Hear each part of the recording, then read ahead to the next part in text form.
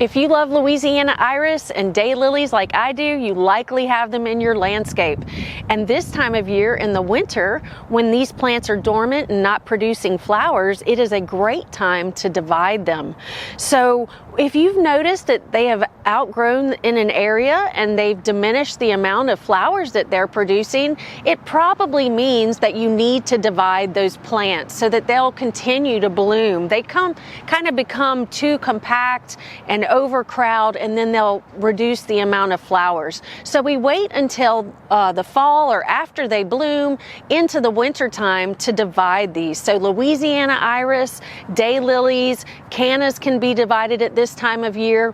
And you just want to be careful and use a spade of some sort and kind of lift them. You don't want to hurt the rhizomes or the stolons that are underneath the ground. You want to try to prevent that. So just kind of lift them and actually tease out those different plants. You can divide them. You can bring them to other areas in the landscape. You can share them with friends and neighbors, or you can put them into containers.